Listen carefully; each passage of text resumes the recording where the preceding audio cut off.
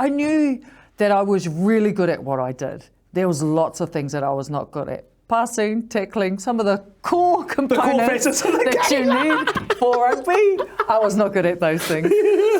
So, it's a hard case in the sense that I made it as far as I did.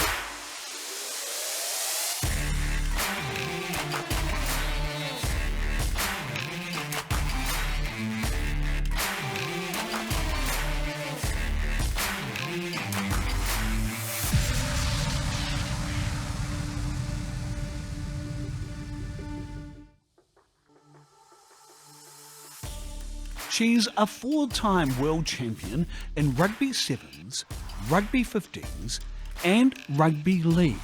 She went by the moniker Honey Bill for a while and went on to become one of our best rugby and rugby league commentators. Brought up in Putaruru by her grandparents and her parents with a deep connection to her marae, as well as a connection with her great-grandparents and wider whānau. It wasn't always an easy life. A life of trauma and loss. But she built resilience both on and off the field to become one of our greatest sports people. This is her story. This is Honey Hireme-Smiler on Indigenous 100. Honey Hireme-Smiler, tēnā koe. Tēnā koe. I can't believe you're here. Why would you do this? Out of all the platforms you could do, why did you do this? Well, I've been watching it actually. Watching it on YouTube, and I saw the millions of views that it gets. And I saw the amazing job that you did in terms of the questioning and the hosting. And I thought, I've got to get on this. I've got to hold it out of here. Like, get me on there. There you go. I'm sure you did. Hey, no, thank you. Because I don't know if you know, but people watch you, right? And we just think you're awesome. As a professional athlete and as an amateur athlete, actually, before you actually became a professional athlete. Yeah, and the honey bill phase, yeah, all of that. But also as a commentator, my personal view, I watch you do All Black games. I think you're one of the best commentators they have on there. I find a lot of the other people that they have on there are vanilla and staid, and they don't bring any new information to anything. And I wonder if you A, know that, and B, how you prepare for it, because it looks to me like it's quite natural for you. Yeah, I don't think initially it was natural for me, and it was funny because I only got the gig because, one, I was injured, and so I jumped in and I suppose they hit me up to do a gig for the Sevens, and I enjoyed that because it was fast and lots happening, and then they said, do you want to do a bit of league? And I love league, so I was like, yeah, I'll do that. And then I started doing the 15s. I was like, okay, now it's like, and now it's getting serious now. Yeah, and it was like, I really got to find stuff here. And so then it kind of came full circle in the fact that I realised, one, that I wasn't really that good at the rules. As a player, I just played, and then actually being a presenter and commentary, I actually needed to know the rules because it's like, what's going on here, kind of thing, and I'm supposed to explain this. So then it sort of gave me, I suppose, a bit more of a want to be better at it, kind of thing. And was it a transferable skill thing, because you're a professional athlete? At the time you started the commentary, you're a professional athlete, so you have all that discipline, and we'll talk about discipline previous to that, okay? We've got an hour, honey, so we'll tease it out. But those professional athletic disciplines and skills and capabilities that you can transfer to this mahi, is that what you do? The same kind of approach? Yeah, I think so, in a sense, like absolutely transferable in that I know the game and I know what I'm seeing, but it's communicating it, like I only got 50% in school C English, so it's being able to actually deliver that message to an audience and put it in words that sound like I know what I'm talking about. I know what's going on, but to actually deliver that to the viewers at home, I had to find a way of getting my opinion across and, being quite confident in that opinion and forming that opinion and backing it versus I think initially when I started, I was I suppose what you call a bandwagon, like Jeff will say that, JK will say that, Marsh might say that, and I'll go, oh yeah. But really, I was like, no. But I didn't have the confidence to say that. So how come you're so much better than those fellas now? I mean, no, serious. Like, I don't know if you've reviewed your performance, for want of a better way of putting it. But I'm not alone in saying this either, you know. And I don't want to mention names of other people who I think are dry and vanilla and staid. And to be honest with you, they come across as an All Black supporter. Yeah, well, you know, like I think like we get to send in, you know, what it is going to be our talking points, right? So I will always try and form an opinion and then get, you know, some substance behind that as to why I formed this opinion. So if we're talking about a matchup between this player and this player, then okay, cool, this is what I want to chat about. These are the key things that I see this player doing, and this is what I think that they're not doing well or what they could do better at. So I try to form my opinion and in terms of preparation. Like I'll never go to a game without prepping. Yeah. And like, you know, Mills and them, they give me crap because I'll come with my folder and I've got my folder out and I don't, Katie once told me, just bullet points this, and I'm like, I can't, like I'll write it Carl Tenhana. Oh my God, the old bullet point master. I go, no, I have to write it out in full sentence because of the words. Like I needed to know, like, you know, a simple word like he's very athletic or something like that. You know, I'll just say, oh man, look at him, he's tough as versus he's very athletic. So I'd have to have that word down, so I record it. Yeah. So it was a little bit of that, you know, and so I always made sure I had all my notes down so I knew exactly what my point was and what I was going to drive, because otherwise I'd get distracted. You know, like it's one thing, you know, you've got all this noise happening in your ear from everybody, you know, your producer, your director and all of that. You've got the noise happening with your co-host, you've got players warming up in the background. So there's so much going on, whereas my concentration span, I needed to focus on what I needed to get out at that time. So let me give you an example of why I think you're better than lots of others. Because it looks like to me that some of those other commentators, and by the way, they're all male,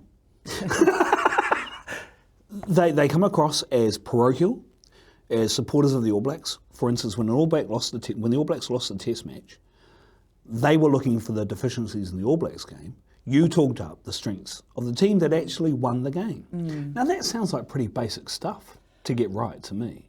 Yeah, I think it just, I don't know, for me it's, you know, I've always been about, you know, humility, you know, showing humility in wins and in losses. And so, you know, you want to highlight that. And, you know, we're always going to have a personal attachment for teams that we've played for, jerseys that we've worn. And I'm the same, like when the Black Ferns lose or the Kiwi Ferns lose, you know, I'm trying to defend them and trying to think because you know, it means so much more when you feel so much more disappointed when your team that you've played in hasn't gone so well, but you know that's the gig, right? You gotta call a spade for a spade, and so I don't know. I just do it. Do you find yourself kind of in a position sometimes of going, geez, I can't believe I'm doing this? Yeah, I do. Really? Yeah, I do. A lot? A lot, yeah. You've been doing it for a while now, though. Yeah, I think I'm coming up about 4 or 5 years now. I still feel like I'm learning, though. Yeah. You look very comfortable. Yeah, I've definitely gotten comfortable. I just feel I get that real buzz when I'm sideline and, you know, like at the Warriors game and the crowd just going off and, you know, Rogers just run straight past me for a runaway try or something, and I'm like, I could have almost reached out and touched him as he ran past, and I feel like I'm so lucky to be right here, right now in this moment. Or, you know, the All Blacks doing the haka and I'm like literally right there and I'm like, you know, I know that's a very privileged position to be in, you know, and week in and week out I say, oh, look, I'm never home every weekend because I'm going to this game and this game. And people are like, oh, wow, you're going to the game. And for me, I don't want to be complacent and say, oh, it's just another game, because I know it's very privileged to be at these games, you know, to be front and centre of a Warriors game when they're having the hell of a season and then they crash and burn. And if you weren't at the game, you could be at the pub at Putarud. Yeah, well, and there's that too. We'll get into that. And this is the thing, right? So 2008, when the Kiwis won the World Cup,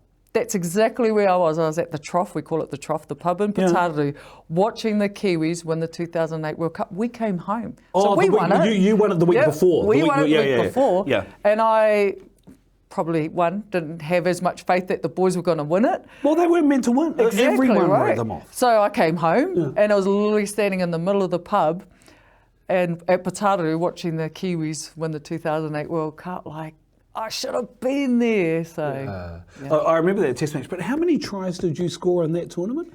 In the tournament, crap loads. Yeah, crap loads. Well, and what was the final score in that World Cup game? It was the Jillaroos that you beat that year, yeah? Yeah, we beat them. No idea on the score. We just won. That was the last time. Well, I thought the closest game was Great Britain actually during the lead up. Yeah, in the lead up, 14-6 or something. Yeah, that got quite close. Yeah.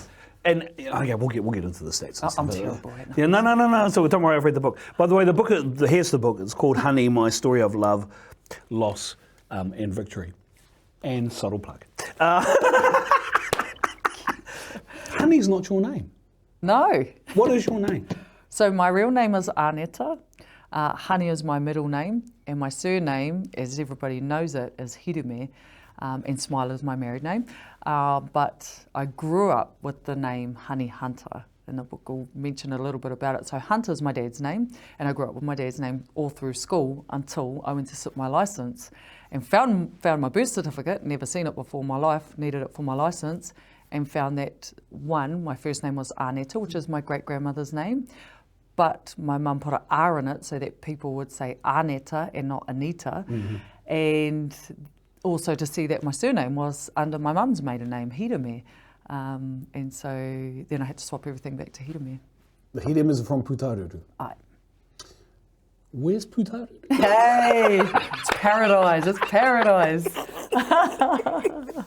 It's right in the centre of the North Island. It takes an hour to get to anywhere important. Rotorua, Tauranga, Hamilton, Taupo. Oh, it's not far from Tokoroa. And Tito, it's very close to You Tito. bypass Tokoroa. Nay. And Tito, yeah. No, I love Putarudu. And I don't want to give away all the story of the book. Obviously, people should go and buy the book because it's a delightful read. It's emotive, it's evocative. It's provocative in parts too, actually. When you start, there's some challenges in there about women's professional sport. Yes. And it's emotive because there's a lot of loss in the book that I hope you don't mind talking about. But it's hard case. Like you're a Aotearoa. No one will believe you. Unless you buy the book. No, seriously. Well, it's funny because when they asked me about the book, when Bateman Books rang me and said, "Hey, do you want to do an autobiography?" Honestly, I was like, "Oh, hell no!" If people find out like what I was like, or no, these were my words. If people find out the real me, like, I'll be stricken off. I'll probably lose every job I've had. They might take that what's that MNZM? They might strip me of that if they. So. By the way, I like the way you said, "What is it? The MNZM thing?" Yeah, that thing. So I was really, really like, oh my gosh, I was such a little shit. Can't hide from it. But because there are so many things in that childhood that resonate, I think, with a lot of people. The whole Saturday night thing about the Marae styles living in a lounge, and either being at your grandparents or at your uncles and aunties or at mum and dad's mates. Would take us, and all that kind of stuff. Which for many of our generation, I say our generation, you're younger than me, but anyway, close enough, is what we picture our idyllic childhood. Yep. Right? Being brought up with our cousins and mates and all that kind of stuff in the neighbourhood. But there's also a lot of trauma. How hard is it to talk about that and be really open and transparent about it? Yeah. When we were doing the book, actually, it was quite traumatising because I think there was a lot of stuff that I hadn't thought about for years and years and years.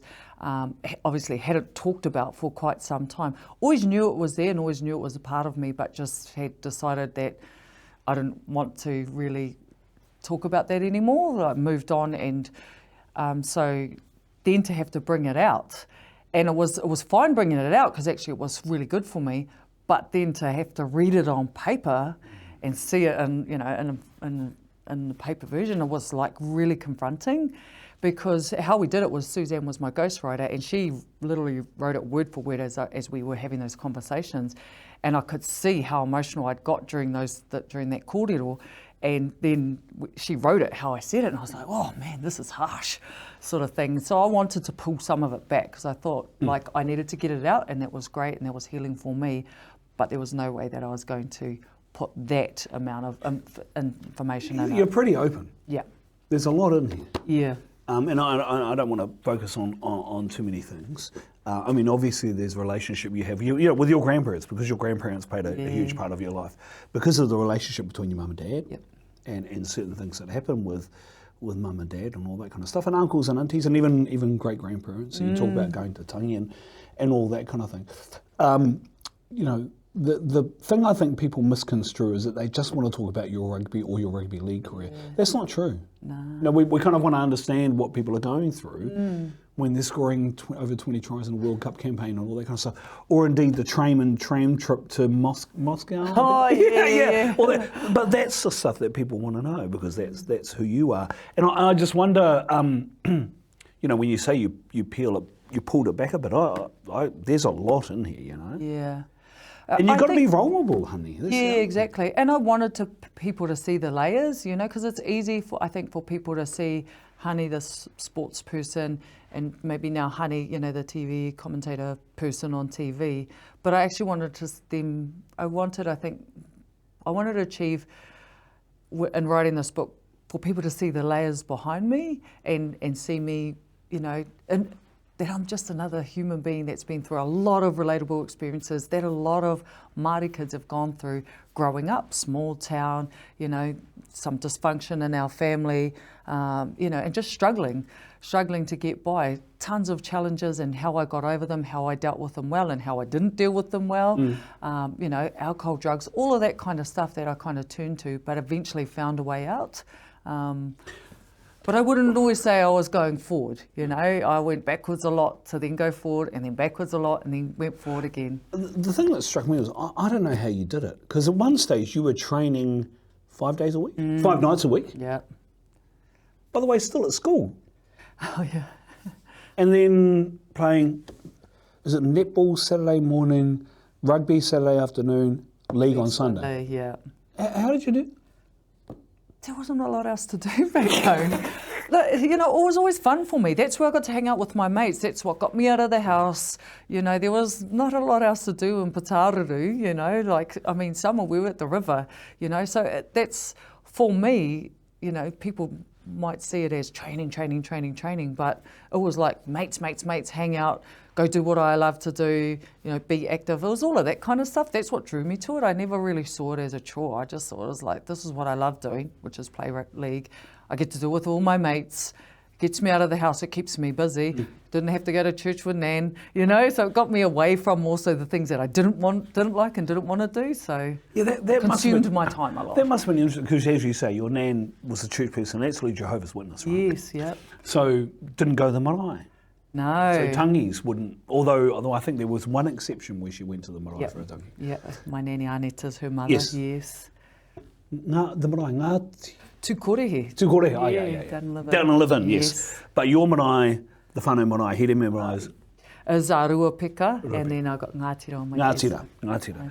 I mean, that must have been an interesting experience in itself. I know you hated putting on a skirt and going to church and people giving you raspberries and stuff for going to church and doing Bible readings. I mean, what an interesting kind of lifestyle. Well, it was, so the church was just down the road, across the road from our kura, our school, and you know, all the kids come and play out on the street, and I'm always playing with them until Nan would call me inside to get dressed and put the dress on and put the shoes on. And then, you know, daylight savings, we may as well walk because it's around the corner. I'm like, no, let's not walk. All the kids are going to see this dress. And she bought all my dresses from the hokoko shop. She loved the hokoko shop. Until this one time, though, when she found out actually the hokoko shop was run by the Catholic Church in town. So she would park behind the shop, make us, then she'd stand at the window, see what she wanted, and make us run in to go buy it, because she couldn't be seen to be supporting the other church. It's like, oh, okay. That's not in the book, by the way. That's not in the book. There's another hard case thing you talk about where bull rush, which again is a very shared experience, although some of us weren't as athletically gifted as others. So, you know, bull rush, we were always the first one tackled and couldn't tackle anyone. The fear of tackling, by the way, that you talk about, very shared experience, I have to tell you. But the problem was some of us couldn't run. But there's a part where you talk about who tried to stop you from having, was it the Māoris versus the Pākehās? Oh, yeah, the school principal. I actually got a photo of him reading my book the other day, and he's cracking up. I knew he'd pick out that part too. Yeah, we weren't allowed to play Māoris versus Pākehās at school, and there was this one Pākehā boy. He was good, and we'd let him play in our team. And my cousin Linka, he was like kind of the kingpin of the kura. So you know, he was like, James, this Pākehā kid, yeah, he can be on our team. He's the best one. I was like, oh, okay. The Māori All Blacks have had honorary Pākehās before, I'm sure. There you go. But you know, obviously, you're a girl Yeah. playing with the boys. No one talked about it. No one thought. No, not really. I think you know, in those junior grades, you know, there was a couple of other girls that were playing alongside me, and that was more once we sort of got to that sort of 10, 11, you know, 12-year-old, you sort of just starting to reach puberty, where all the girls just dropped out, and it was just me and one other girl, actually, Amy Turner, who went on to play for Australia, and it was really just her and I, you know, playing throughout those years, and it was cool. I think because I came through the grades with the boys the boys just treated me like one of the boys, you know, and I think I played well enough to stay in their team, so then they didn't mind me playing alongside them, and I was making rep sides and all of that, and so it just became accepted. Were you fast? I was pretty fast, yeah. I was quite fast. I think it helped, and I think I kind of hit, you know, maybe that 11, 12-year-old age and started to fill out a bit too, so then I got quite strong. I don't know, I think maybe cognitively I adjusted a lot faster to the game, and I knew how to play the game. Like, I vividly remember, like, under 8s, right, and you know, you had to do 2 passes and then they get the ball, and I remember thinking, oh, you know, I was the first 5, pass it to the second kid who got to run the ball, and he'd run backwards, and I'd be like, good boys, you know, and I was like, how have you not clicked onto this yet, you know, like. And I was like, the try line's that way, sort of thing. So I don't know whether it was that, whether I had just clicked on how to play, how to find space, not run into, you know, what you see with kids when they're sort of first starting out. And I don't know whether that just really helped me. I just understood space and my spatial awareness and how to get there, sort of thing. And it was quite. And I know you talk about this in the book, but did netball just not appeal to you at all? No, I just Not found it physical enough, frustrating. or? It wasn't physical enough, and I just constantly was getting penalised. Contact. Ugh. You know, I was ho-ha. So I was like, it's not a game for me. And the skirt thing, didn't like the skirt thing. The skirt thing. But your dad was a league fanatic. Yeah, league fanatic, loved it. You know, we constantly had State of Origin running over on the VCR. Queensland. Yeah, Good Queensland. stuff. You know, he had every rugby league jersey in his bottom drawer that we would always, you know, go and pinch a jersey for Mufti Day after he left for work in the morning. We're at to Mufti Day, then sneak it back in, and he'd fold it a certain way and we'd just hide it back in. Didn't you say you used to pinch those jerseys for socials as well? Yeah, we're taking to the says a lot discos. about the dress standards in Putaru, I have to tell you. The blue light discos the police used to run.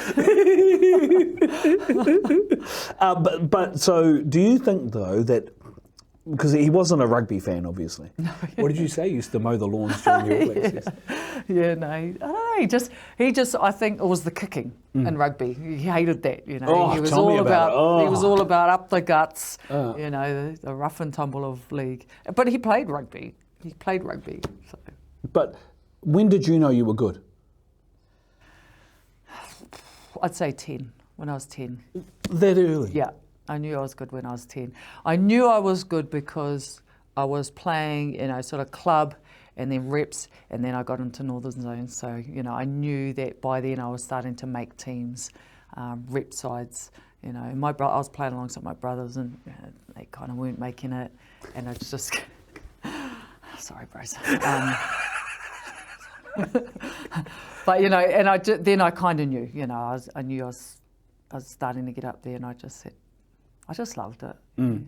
Did you think that this was going to be the only sport you played going, that this is me, I can see myself doing this for a long, long time? Not really. I knew that, I felt at the time that that I was going to play for a long time, but I was never going to get anywhere with it because I never saw anybody, you know, I never was aware of a Kiwi Ferns or a Black Ferns team, you know, they were never on TV. I only saw boys making it, kind of thing. So I never thought it was going to be something that I would, you know, make higher levels in, because I didn't know that that level was there, kind of thing. And I think that's what frustrated me the most, especially once I sort of got to that age group of 15, 16, knowing that's it, I'm done. I've got to get out now, because there was no way that they were going to let me keep playing in the boys' teams. Yeah, so it was a bit of saving grace when then, you know, the Tokoro high school coach come and picked me up and said, come and play rugby. I've got a girls' team. Yeah. I was like, a what? Rugby? Yeah. And so I was like, okay, well, whatever, you know, if it keeps me out there, yeah. Is that the one where he put you at fullback in your first game? yeah. Fullback and no idea what I was doing. They kicked it down the trial. Everyone's like, put it down. I was like, no, I can get it out. Totally isolated. Stand up, play the ball. Frustrated, yeah, but no, that was the thing that kind of struck me though reading it is that your adaptability. I mean, you're going to World Cups for the Black Ferns or Black Ferns Sevens, and then going to a Rugby League World Cup, well, days after in some instances, weeks after in other instances.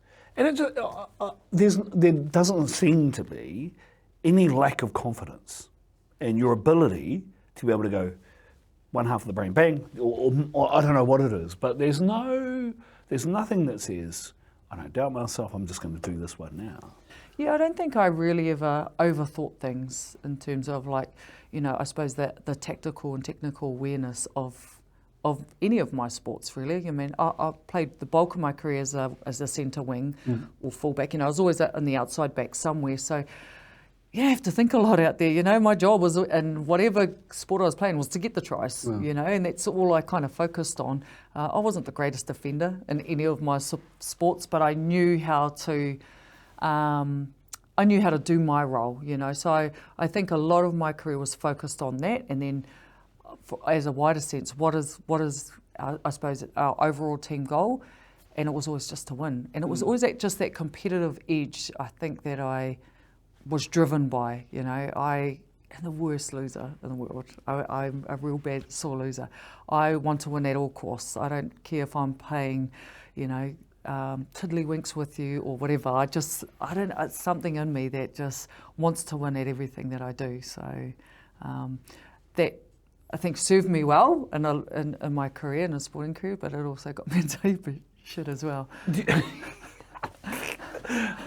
I'm trying to determine how far into that stuff we should go. But do you think part of that competitive edge is about that kind of wahine toa whakapapa line that you talk about? Yeah, I think so. I think, you know, I was the oldest of my mum and dad's kids, you know, so there was always that sort of leadership. I think that was always in me, you know. I was the big sister, you know, little brothers.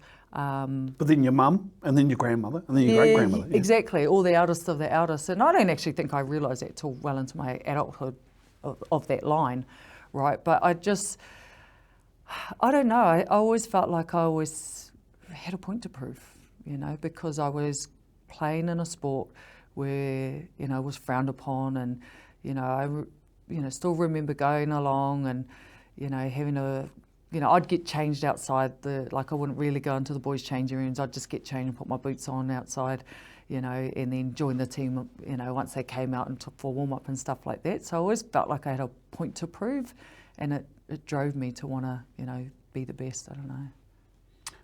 Can we talk about, was it the Kiwi Ferns camp 2003, 2004? I think it was your first Kiwi Ferns camp. Yeah. See, here's a bit I know. So you talk about the beep test. Oh, yeah. Right. Here's the bit I don't get. You're already a very good athlete at that stage. But you admit in the book, you're not fit. And I don't understand how that can be the case, that you're a really good athlete, but you're not fit enough. I didn't have endurance, and I didn't have resilience, and I mentally didn't know how to push past that. You know, like I relied a lot on natural talent and ability, you know, so I knew what my job was out on the wing or out in the centres, and I did that extremely well. But asked me to do anything outside of that, like run a beep test or run 5 kilometres, I'm like, oh, no way, you know, like that's not in me. I don't know, I think I have you know, my physical makeup was all about short, sharp distance, sprint, you know, high energy, but in short, sharp, you know, moments. And I could do really well at that. But anything with endurance or kind of grit in that kind of sense, I struggled with. You know? I never played in the middle of the field. So, You know, it probably speaks to the longevity of my career. I never really had to do 5 tackles in the set of, in a set of D. I'd do 1 or 2 and then run back out to my wing and catch my breath again, kind of thing. So I think physically I was that kind of athlete, really good in short, sharp spurts, I suppose. It wasn't till I got to 7s and realised that I had to do that repeatedly again and again and again that I kind of thought, man, I'm just not cut out for this. You can hide, you can hide when you've got 14 other players on the field with you in a game of 15s or 12 others in a game of rugby league. You've got moments in a game where you could catch your breath. 7s, no. So Yeah, I'm interested by the comment you said when you say, and I get it, you're talking about in this context, you didn't have resilience. But this is all about resilience, you know that. Yeah. Is there a difference? Probably not. No, I don't think there is a difference, to be honest. I think I always used to talk about fake it till you make it. And I did a lot of that on the field. I did a lot of that on the field. I did a lot of it off the field as well. Actually, I used to go to school talks and say to the kids, just fake it till you make it. Now, I'm really embarrassed that I actually would go and that would be my key message, because I needed to, I suppose, do a lot of internal work mentally. I wasn't mentally tough. I knew that I was good at stuff, but I wasn't mentally tough. So when things got hard, and there wasn't a lot of my career where we were challenged as much, we were always kind of world leading when I was back in my younger days in the Kiwi Ferns and with the 7s, the Māori 7s and all of that sort of stuff. Yeah. We were always at the front, so never really learnt how to fight back kind of thing, I suppose, in a sense. Didn't have to. So, I had to learn that actually. I learnt that as I got older, that mental toughness, to be able to keep getting back up and keep going and push myself past those barriers, I learnt a lot later in my career. Yeah, because, and that's another interesting point, because, so for example, the issue in Russia. Oh, yeah. That's the part where I thought, oh, wow, because you just finished, was it the 7s World Cup? Yep. And got a ticket from the wrong airport. I don't know why I'm telling the story. It's your story, but anyway, a ticket from the wrong airport to get to the airport where the Kiwi Ferns were landing for the Rugby League World Cup. Got a ticket from the wrong airport. You had to catch 2 trains. 2 trains, a tram, and walk down a couple of dark streets. In Moscow. With 2 suitcases. 2 huge suitcases, all on my own. See, the part of the book where I realised that this is where you had not necessarily the confidence which in the previous parts of the book you don't really cover or don't really talk about. It seems like you are quite a confident person. That's when I realised, oh wow, this is someone who doesn't have a lot of confidence, particularly when you run into the 2 men with the 2 suitcases. That was just a crazy, I think for me, I got to that point where there was no way I wasn't going to the League World Cup. I'd achieved what I'd want to do with my, Blackfern 7 sisters. We'd won the World Cup, arrive at the airport, and I'm at the wrong airport. It's 3-4 hours away. And, and they're saying, well, you've got to do this to get there. And I'm on my own. And, they tried to not let me go. And I was like, I'm going. You're not stopping me. I cannot let my league team down, So I just left. And I went and I navigated my way through that. But I think it was a fight or flight response, really. And for me, I just kept going. Like I just thought, I've started. I can't turn back because my team's gone. They're gone back to New Zealand. I'm in the middle of Moscow, Russia. I've got to get there. I don't know what it was, but I was just determined to make it to that airport, to make that flight, to make sure that I was going to be there for my Kiwi Ferns team. And of course, you're there when they land, and then you go on. And So was it the first 3 Women's World Cup? First 3 Women's World Cups, Kiwi Ferns, I think? Yes. And 7 years with the Māori 7s in Hong Kong? Yes, yep. Wow. Yeah, that was fun. Good times. Good times. But to come back to the resilience bit, because as you see, we don't see the depth of the loss, which you talk about in here. What we see is someone who's got a pretty sunny disposition. Play on words, Sunny, Bill, Honey Bill. Anyway, sorry, I'll stop. Someone with a sunny disposition who's a supreme athlete who scores lots of tries, is a world champion, 4 times over. We don't see the depth of that. How do you build the resilience there to cope with a lot of loss? Because a lot of the actions that you talk about, which are a bit nanakia and a bit haututu, and here I see them as just a response to loss. So how did you build the resilience to deal with a lot of that trauma? Yeah, good question. I did a lot of internal work, you know, and I had to learn about it though, you know, like it wasn't until we got into Blackfern Sevens and we got a psychologist, a sports psychologist, right, David Galbraith, and I mentioned him in the book. This is DG, yeah, and, you know, and I never really, you know, like I came through an era where we didn't talk about our feelings, you know, it was just suck it up and move on, you know, it was all of that. So I didn't know how to process that stuff as an athlete either until all of a sudden now we get a sports psychologist and we start unpacking a lot of that stuff. And so he gave me like a few different methods, I suppose, if you like, on how to deal with that. You know, so he talks a lot about the, you know, making the cake and putting in all your ingredients and people just see the icing and all of that kind of stuff. But one he gave me, and I mentioned in the book, is in and around the jumping off the cliff. And it just helped me, and it doesn't just help me, you know, I don't play a whole lot now, it just helps me in life, you know, if I'm nervous about going in front of a camera or whatever, it's all about that, it's jumping off the cliff.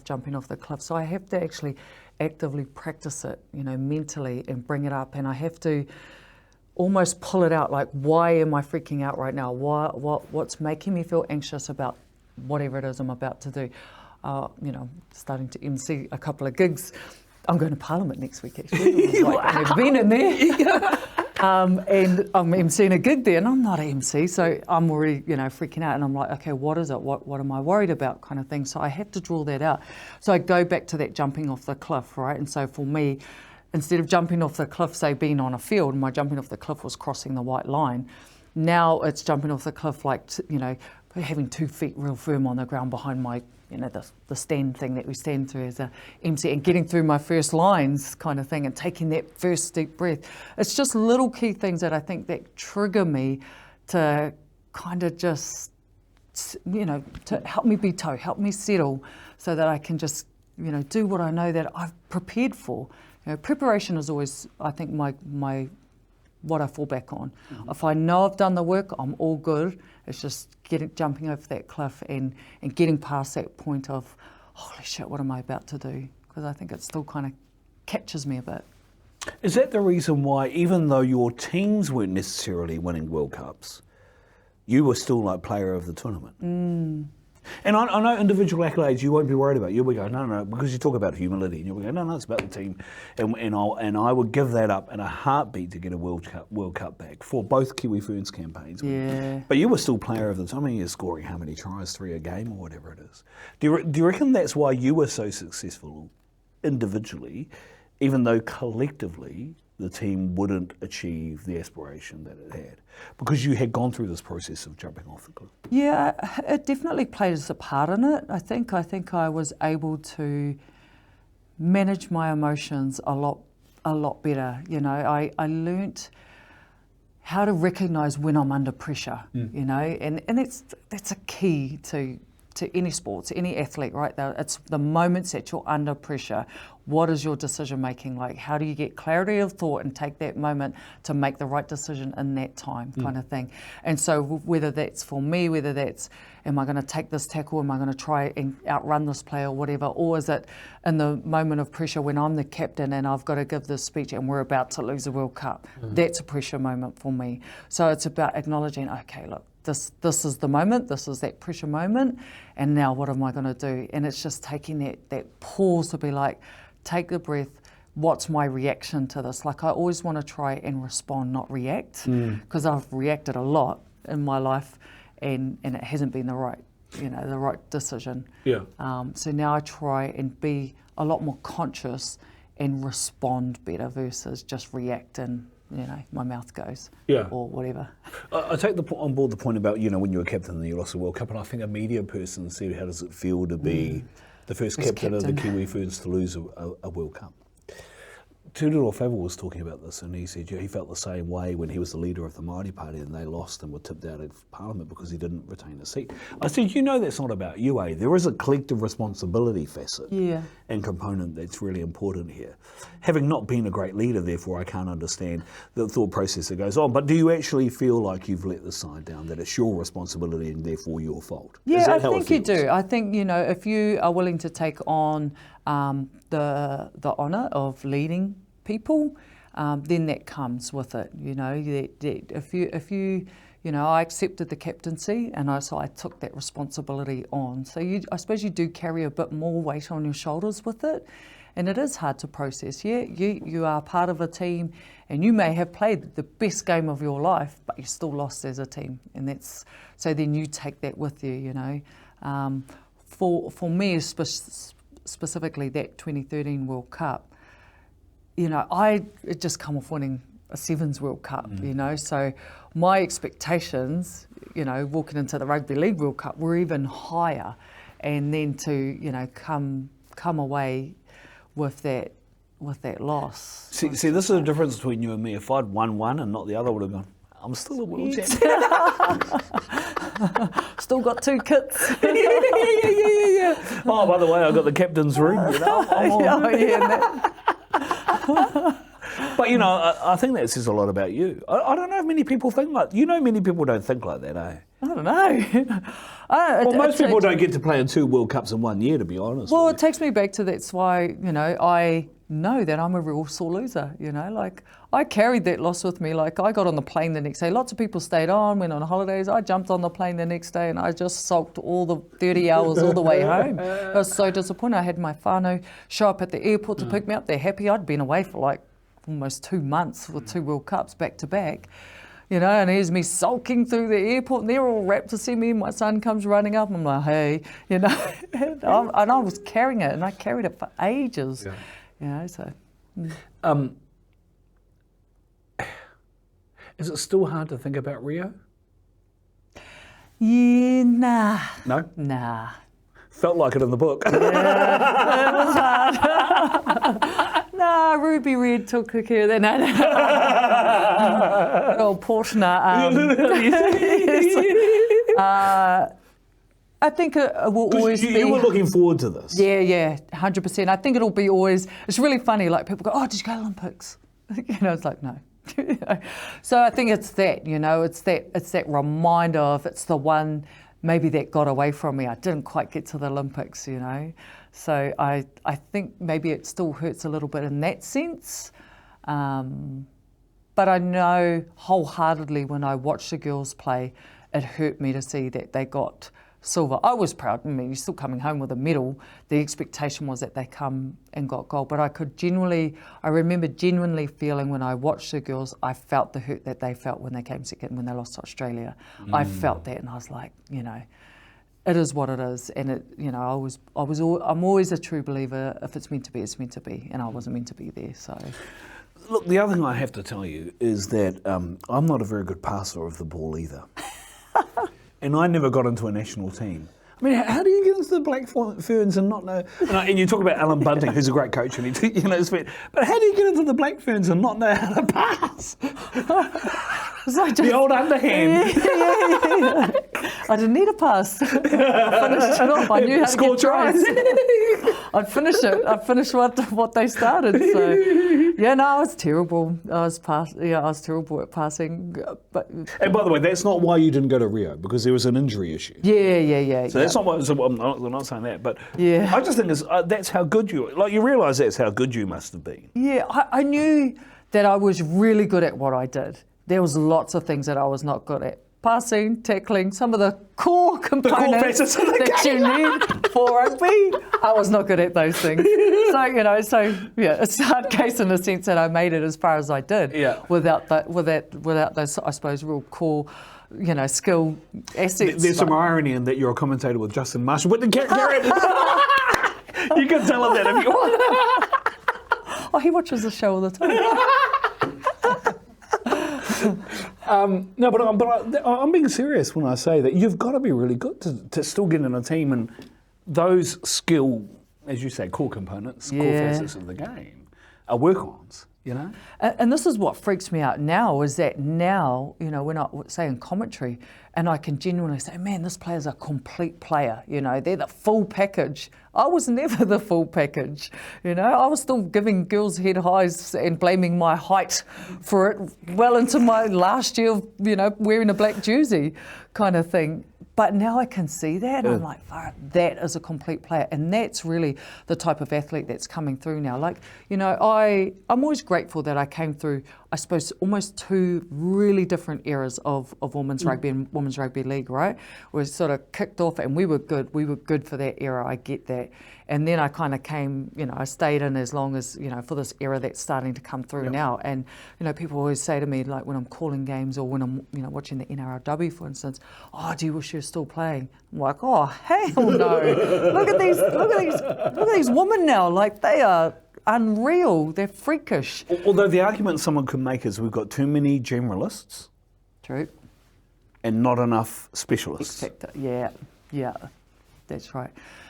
I love it when people say, you know, they talk about X factor and flair and all of that. And I think I knew what my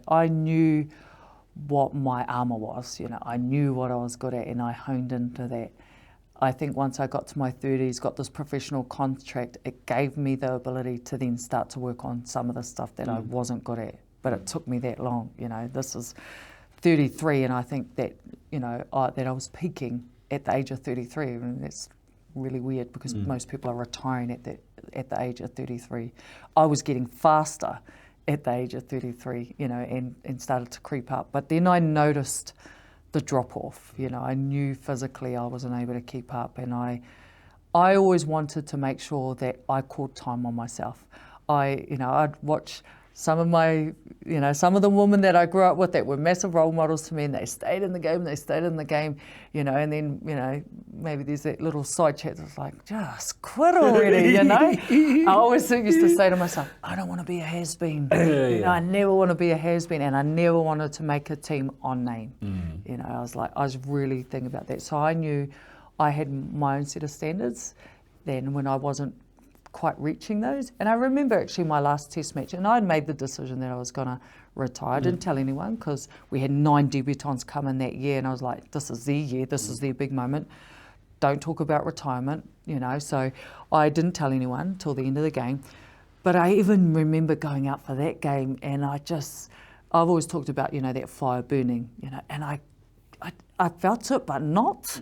You know, I was like, oh, I'm so done. Like, it was sitting in my head while I'm out on a test match. We're playing Samoa on Mount Smart. And I almost could hear it in my own head going, you are so done, honey. Like, but wait, didn't you score a try in that last test match? Yeah, had to. I probably could have passed it to young Caitlin Vahakol or to my honest. It's my last one, you're going to get heaps later. You called yourself a hamu in the book, by the way, which I thought was awfully self-deprecating. Is it true that you said that Sonny Bill Williams was the father of your boy? Of course, I told kids that. I told my nieces and nephews that, and they were like, who's my son's dad? I was like, Uncle Sonny. Half of them would have believed you. And they went to school and told me, oh, my Auntie Honey's married to Uncle Sonny. I was like, oh no. And I do want to talk about your boy, and more about whānau, but you talked about the NRLW. Why didn't you play for the Warriors? Couple of reasons. So the first season I was their marquee signing, all ready to go, and my mum got sick. And she got sick right at the time where we were sort of just had gone into pre-season, and I refused to leave her side, you know, because her illness was really short, in a matter of weeks. So I was sleeping at the hospital. We took her back to the homestead, and I'm really glad I made that decision, because it was probably the first time in my career that I made that decision. I didn't pick sport first. And there was a lot of pressure on me. You know, I knew I was their marquee signing. I turned them down the year before because of contract dealings and all of that, and I wasn't happy with how the women's team, how they were doing the contracts. Like, no way. Like, so I'd gone back the following year, and I always wanted to be a Warrior. And yeah, Mum got sick, and then she passed, and she passed by the time their last set, because those seasons were really short then. And I don't regret it, I don't regret it, because... You can't buy back time. Exactly, and had I decided, even if I just played one game and missed that time with my mum, I would have, I would have regretted that for the rest of my life. So, yeah, so then that happened. The following year, COVID hit, and then the last...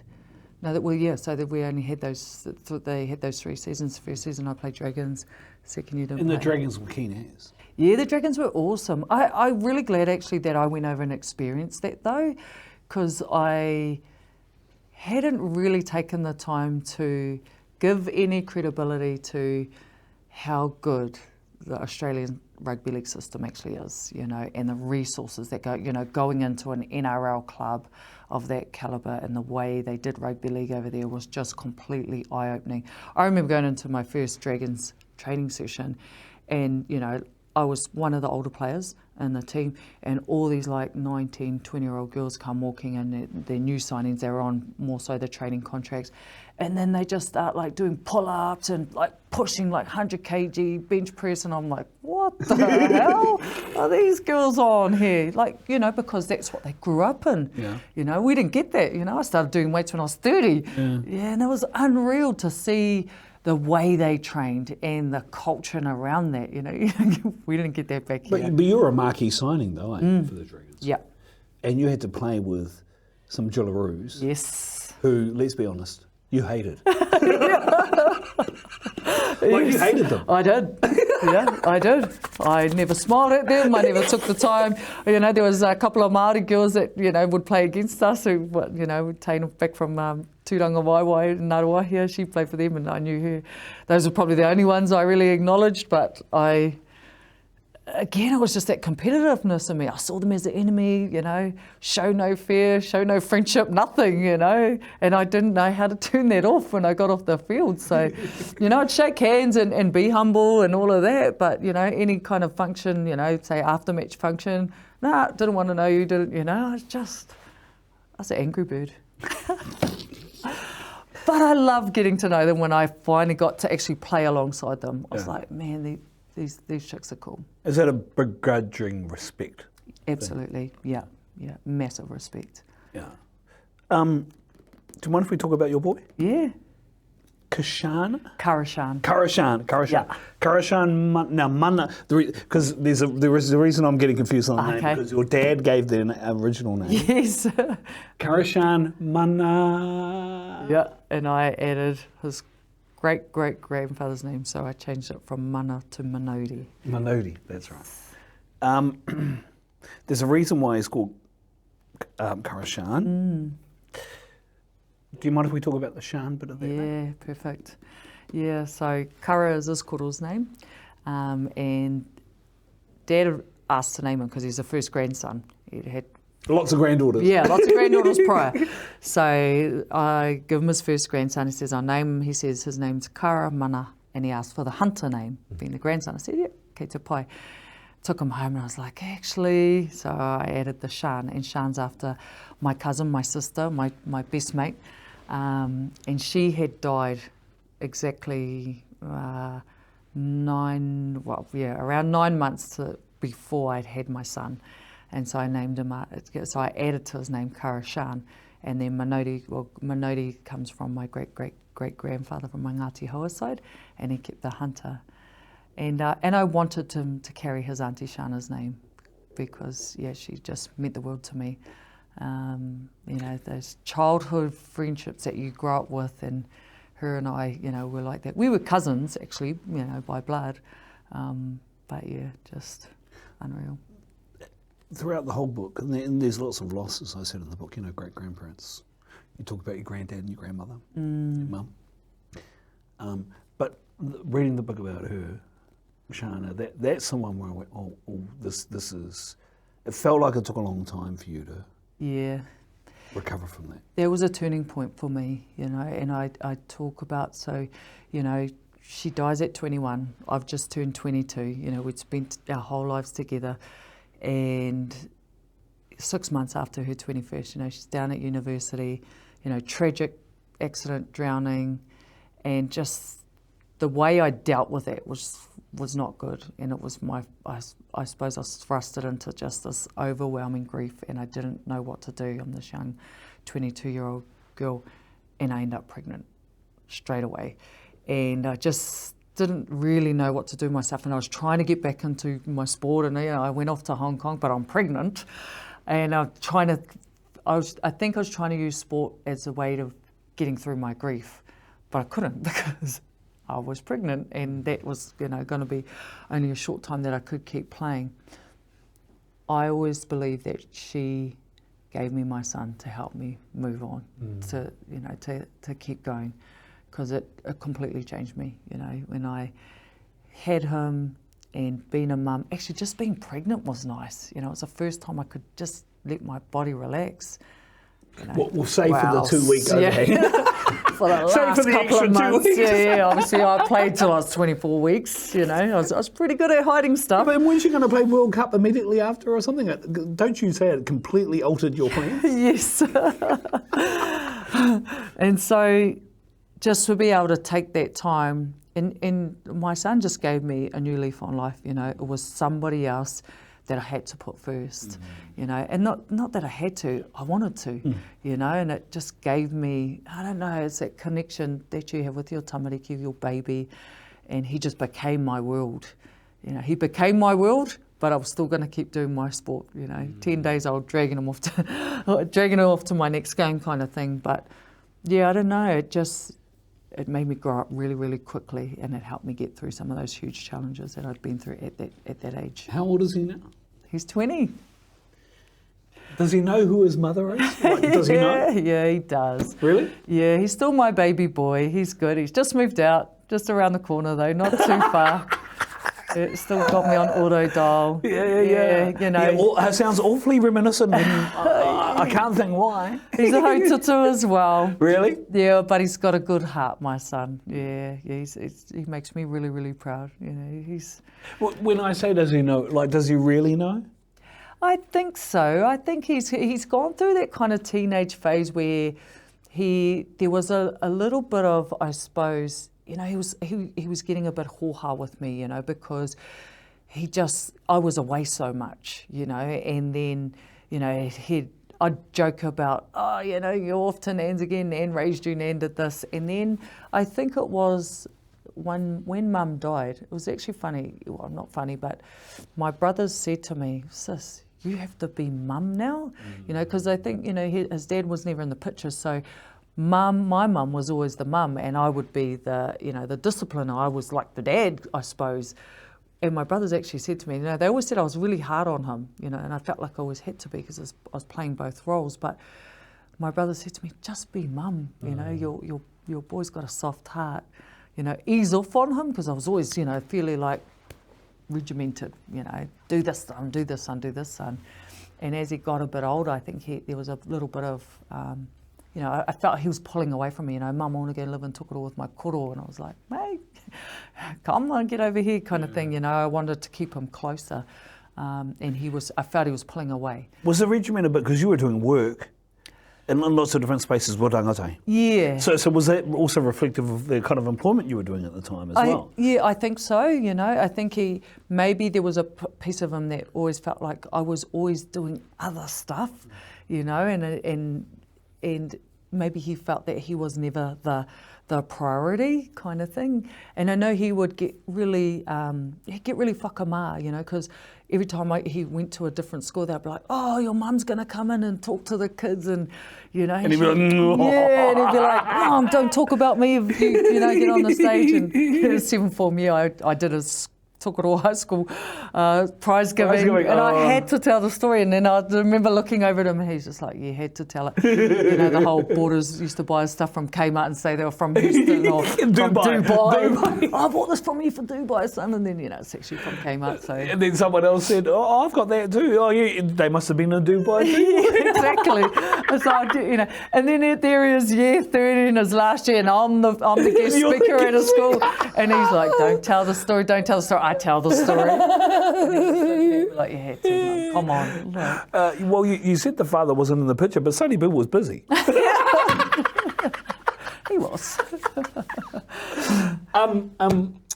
There's a couple of other things I just wanted to touch on. Because there have been lots of people that, have been really good athletes and then have gone on to commentating and been really good at that. What's next? What happens next? Do you think about it?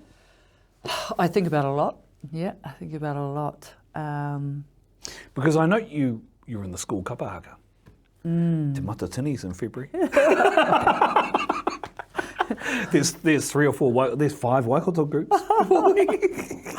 I don't know if anyone's dumb enough to get there. I'm obviously working in palliative care at the moment, so I'm going through a lot of, again, another cancer journey, obviously with my wife, and we're on that journey. So I'm trying to figure that out. I think trying to figure that out. The reo is still very much calling me, and I really want to commit to that. And I've put it on hold quite a bit. I was always on hold for my sport, and it was always on hold for this and that. And I feel like I'm there. I'm ready to go full immersion, and just fully immerse myself in it, because it's calling too loud now that I can't stop it. And I don't want to stop it. I've always been. I need to stop finding excuses why not anymore, So that's definitely in the plan. I really enjoy working in my mahi at the moment, and they talk about, once you get into palliative care, you never go back, and I agree with that. I find that mahi, working in hospice, working in end of life care, supporting whānau,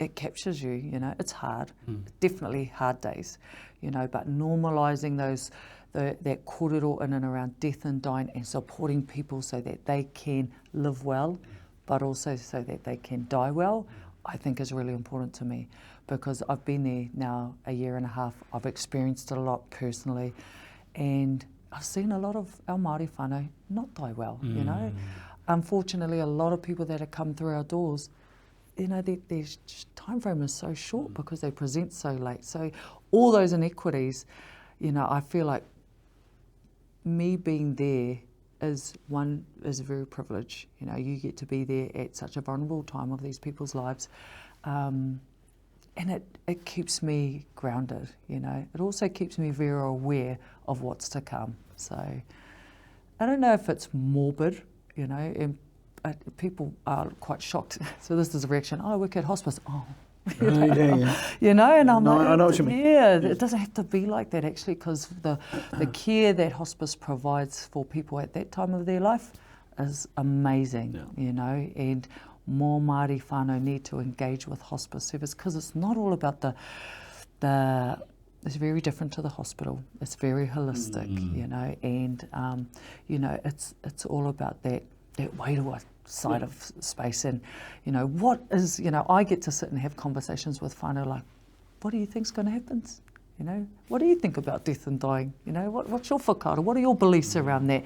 And actually dig into some of those conversations. And I like that, because everyone's so different, and some people have never thought about it.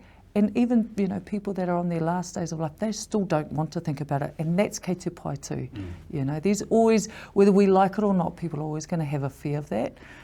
So it's actually unpacking that, so that actually when their time comes, I think the goal is that they're ready, and it's probably a little bit 50-50. Lots of my patients, my tūroro that come through, they'll say, I'm ready, honey, I'm okay, I'm ready to go. And that's when I know, you know what? I think the other thing is, having been through the experience with my father, went through hospice care, it makes the process easier. Yeah. It makes the process easier. I think the other thing is, for lots of people who are going through that stage in their lives, they probably never thought in their wildest dreams that Hireme-Smiler would be walk through their doors, yeah. Hireme-Smiler, world champ, 4-time world champion. It's like, farming. And I've had that reaction. Really? Actually, like I call up on the phone and I say, oh, kia ora, you've been referred to hospice. I'm the kaiawhina. Would you like me to come out and have a kōrero with you and your whānau? Yeah. Oh, yeah. Okay, well, I'll come on this day. You know, my name's Honey. Oh, yeah, kei te pai. And then I walk on the door and they're like, oh, Honey from hospice? Hey! And it's been nice too, because it helps me to, you know, in order to build that trust with these whānau, because they're going through a lot. The trust in a relationship. Yeah. They probably think they know you too. Yeah. And I feel like there's it helps me to build, you know, that trust, to go in there. And it's interesting because then a lot of them already know my backstory, so then they can say, oh, she knows. Yeah. There's so much more to ask you about, but you've got stuff to do and a book to sell. You've got cauliflower to get. And I've got to read the last 30 pages. But thank you. Kia ora. Thank you for giving up your time. Thank you for talking. I think there's a lot in it, actually. I didn't want to give everything away in the book because I think it's worthy of people going to have a look and reading it for themselves. But there's parts of it which I'm crying in parts of it and I'm cracking up in other parts of it. Just doubling on the bike and getting your brother's car. Okay, so You know, going to the Rich Park, our farmer's house for parties. the after ball. After ball, yeah. So thank you. Thank you for sharing, and I wish you all the best. Thank you. Good night, well.